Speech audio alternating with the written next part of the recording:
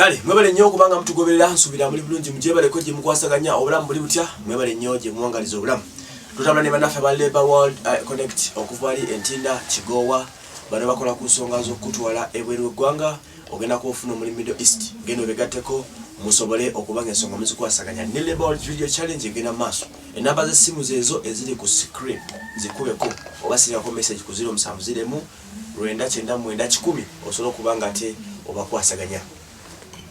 Munange njagala ntandikire ku waliwo omugundi omukulu abaana baadde bambuuzaho ku mulenzi amanyikidwako nga Mr. Uganda Nuhu ono nga mukubi wa miziki okusinzira mu ggwanga erya Saudi Arabia. Muna Uganda oyo akulembera banna Uganda banne mu kitundu ekye Saudi Arabia akwasindadde okusinga kwasaganya abaana b'Ejidda abo muvuzi wa motoka zino zimita special hire alina okubanga akumaakuma abatolosi b'Ejidda. Mukulu ono era ye mutegesi w'ebivulu ebisinga okubeera Ejidda ebitotekebwa banna Uganda. Olw'ensonga za teknologiya mu maaso awo tujja hostinga omukulu ono nga tusinzira direct okuva e Saudi Arabia nabagamba ensonga zaffe zigenda kubeera live and direct anywhere anytime. Tugenda watu mufuna maaso eyo naye onakula leero nabadde mufunyeeko ko mbadde nsaba omukulu Mr. Uganda Nuhu omuyimbi asinzire Saudi Arabia atenga mu Uganda mukalo kabatolosi wale Jidda aina byagenda okubanga atunyumizamu ku bulamu obuli Jidda nenge jja kwasaganya music nga asinzire bweru na butya bitambula of course wala bade bagala okumanya hapo Mr. Uganda briefly katumusoka tumufune muko mu dakika ezitali nyingi asobola okubanga atubulira mpola mpola Mr. Uganda yani mukwatako yani music amuyimba atya challenge zimide zitya bitambula bitya aina kayimba ke bayita onesiga kayimba kamanyi genda ku channel ze bakebere tusobola tufune Mr. Uganda tulire ku byatumeza about embeera gye babeera mu Saudi Arabia mu Jidda. Wase Emmanuel, assalamu alaikum wa rahmatullahi wa barakatuh. Je bali kusebo obulamu bugamba kikansubire nti oli bulungi. Nze bampita Mr. Uganda Nuhu. Nze Mr. Uganda Nuhu nga mpangalira mu ggwanga erya Saudi Arabia nga mbeera mu kibuga kye bayita Jidda. Obuyimba bwange obwo era nga bwe nkugambye nina obuyimba buli busatu. Akamu bakayita mpayo chance, akalala bakayita onesige, n'akalala kokusatu ke nakafulumye bakayita tukwatagane. Ombuuzizaako nti erinnya Mr. Uganda lyavaawa. Erinnya Mr. Uganda lyajja luvannyuma lw'okuba nti nali nnyamba nnyo abaana abali babeera mu biyumba oba bashagara oba bakadaama betera okwita bakadaama naye nga abawala bakola mu biyumba nali mbayamba nnyo nga nkwasaganya ku nsonga zaabwe oluusi ng'omwana wabanga tafuna musaala omwana talya bamuyisa bubi nga nina engeri gyenyambamu naabanga asobola okumpa enamba ya mukama we nemukubira nenjogerako naye wadde Oluwarabu nga sirumanyi nnyo naye nga nsobola okwasaganya ne bossi wange nga bossi wange yali mukwano gwange nga nsobola okumugamba nti ono sisita wange abonaabona ayogerako ne mukama we bwati ne bwati omwana nasobola okuba nga ayambibwa naye nga bwomanyi nti nali sirina nnyo linnya nga simanyikiddwa nnyo nga like teri muntu asobola kuvayo like munne bwakwebaza nga teri asobola kukimanya nzija nga nkikipingirawo mpola mpola era erinnya Mr. Uganda we lyava paka until waliwo olunaku abakulembeze ab'amawanga ndowooza bali bajja eno mu Saudi Arabia nga bazze oba bali bazze mu kulamoga nga bagenda kulaba Makka oba bali bagenze wasimanyi nenga ne batimba flag yali 2019 ne batimba flag ne ya Uganda yalimu eza Kenya ez'amawanga mangi. So I had the chance nti nali ne mu kuvuga bossi wange ne tutuuka ku Red Sea. Abamanyi Jidda waliwo ekitundu kye bayita Red Sea Corniche waliwo mall erya bagita Red Sea Mall ku Corniche waliwo roundabout enne naawo kwaliko bendera ya Uganda nenzijukiramu omuwala omu gwe baali batulugunyiza mu kiyumba nga yakamala kudda Uganda nga ngezaako kumulwanako nadde waka bwe natuuka ku bendera eya Uganda ne mpakinga emmotoka nengenda nengikwata era omusaudi yafubutuka mu mmotoka ye nansanga ku bendera eyo nagamba nti are you from Uganda ne mugamba yes nangamba you love your country ne mugamba yes I'm proud of my country Uganda era omusaudi n'angamba you are really Mr. Uganda. Bwatyo bwe yampita ngamba you are Mr. Uganda. So since that day erinnya ne litandikira awo. Ekirala ombuuziza ku music namutandika ntya oba lwaki nayagala okukola music ono, nti nina message oba nalina message njagala okutuusa mu bantu oba kutuusa mu mikwano gyange oba mu bantu bonna naye nga tekisobola kutambula bulungi. Nakolanga zi audio zange ne zitambula, nakolanga video zange zibuulirira abaana ne zitambula. Naye nga bw'omanyi nga era abantu batono nnyo abakumanya, ne ngamba bantryingeko nkiteekeko mu music cause nga neewuliranga I can sing ate nga n'ebigambo ebirungi nga mbirina, nga ndabira ddala nga singa mba ngambye nti kankole music kisobola okunkolera. Era nentandika bwe ntyo okuba nga nenoonyereza studio eno mu Bawarabu ziri luddawa, nenoonyereza nenfuna benkwataganako nabo. Namala bafuna ne bandagira studio weeri Abawarabu ne nkituukako, jjukira tebamanyi lulimi, nina okukola voicing, male noonye ba producer nsindike Uganda basobole okunfulumiza oluyimba mpola mpola. Embeera bwetyo bweri mukama wange. Ebizibu byensinza okufunamu mukulu Emma nti olulimi, ba producer tebamanyi lulimi. Eno oyimba Luganda, oli amanyi Luwarabu just agegenya bugegenya nakulaga ky'olina okukola, eddoboozi lisse wansi bwoti, ye challenges ezo mpozi nti ne sometime oluusi ne mu bannaffe bennyini oluusi betuwangaliramu Bannayuganda betuwangaliramu abamu mulimu abalina emitima gyabwe okitegeera ng'oluusi bwakola bolinako okozeeyo akaakabi n'azimba omutima instead of okukusupportinga ate nayagala okuteeka wansi okitegeera instead of yandibadde kuwa amagezi kuwabula n'obanga okoze ensobi because we are human being ffenna tukola ensobi.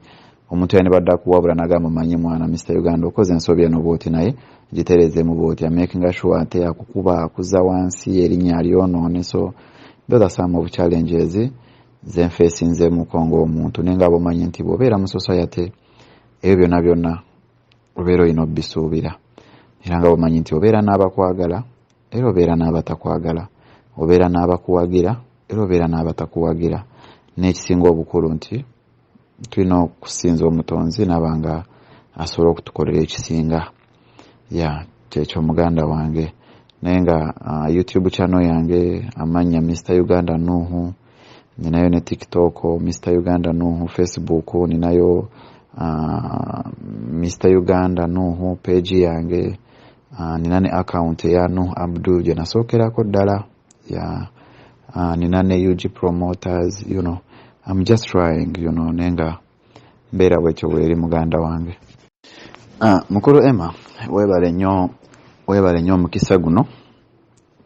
Ombuuza ku kyebivulu bye tutegeka era n'ebizibu ki byensanga nze ng'omuntu naddala mu kuyimbira eno. Ngenda kusooka n'ekyebivulu bye tutegeka. Ebivulu ebyo nze ninga omuyimbi oba before nga sinaba kutandika kukola music wange mbadde nga ntera kudda mu nnyimba z'abayimbi abalala. Nga mu nnyimba z'abayimbi abalala nga bw'omanyi nti oluusi abaana babeera nnyo mu bayumba nga mulina okukola ekintu kale ekibasanyusa basekemu. Twalinanga bannange oba tulina bannange oba tulina ba organizer ababeerawo. Oli ayinza okutegeka ekifo, ayinza okupangisa ekifo n'ateekamu ssente buli kimu n'agamba nti Mr. Uganda noonya ennyimba z'ogenda okujja oyimbira abantu abaana basanyuke. Era nga bwentyo bwenkikola nga nyinza ogendako eriyadi eyo ne bampita ne ngenda n'ennyimbirayoko ne nvaayo ne nzijja wano wempangaalira egidda nawo n'ennyimbirawo bwentyo naye nga nnyimba z'abalala nga si zange. Naye nga mpulira bulungi nnyo nga ndi ku stage nga nnyimba nga mpulira nkyagala nnyo from day one kuva dda nga njanya music naye nga siina chance nga siina advantage. Ensonga endala ey'okubiri gy'ombuuza nti ebizibu byensanze mu kuyimba eno oba bizibu byensanze mu kurekodingira eno ennyimba. Ekisooka nti ensi gye tulimu ya busiraamu tebikkirizibwa kubeera nga tebikkirizibwa nate nabo bantu basanyuka era nabo bantu balina ebifo byabwe bisanyukirwamu. nti mu recording music ono studios eno z'Abawarabu ba Saudi tamanyi lulimi ye just akukubira engoma n'odda mu microphone wali no recording abo mara ku recording n'akuwa link n'onoonya producer Uganda ategera engoma bulungi n'ebigambo n'obimusindikira ye naba nga asobola okukola ki nga asobola okutereereza obulungi. Ombuuziza nti Uganda music wange mukola ne ba producer ki? Nga bwe nakutegeeza nti sofa ninawo nnyimba ziri 3 zokka. Oluyimba olusooka baluyita Mpaayo Chance nalukola ne producer Mozart Studio. Oluyimba olwokubiri baluyita Oneesige.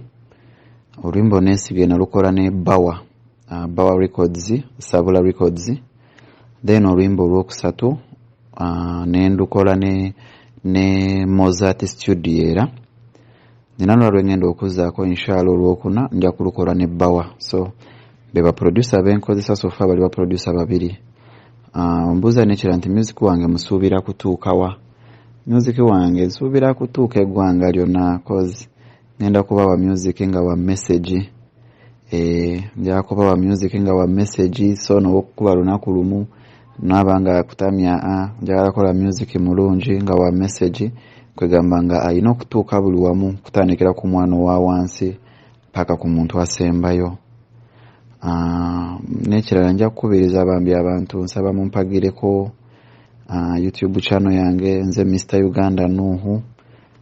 YouTube channel nina Facebook account eri mumanya Nuhu Abdu. Nina ne page ya Mr. Uganda Nuhu Facebook page. Nina ne UG Promoters. Nina ne Instagram Mr. Uganda Nuhu. Bambi nja kusaba mumpagireko ba mikwano. Mwena abalungi nja kusiima nnyo era nja kusaba Mukama abampeere kye musinga okwagala ku lwa Katonda n'ensi yange. Nze Mr. Uganda Nuhu, Mukama Katonda abankuumire. Mukulu Emma webale nnyo ekibuuzo ekyo. Ombuuza nti awulira abaana b'Ejidda baneenyumirizaamu nnyo enkolagana ki gye nnina n'abaana b'Ejidda.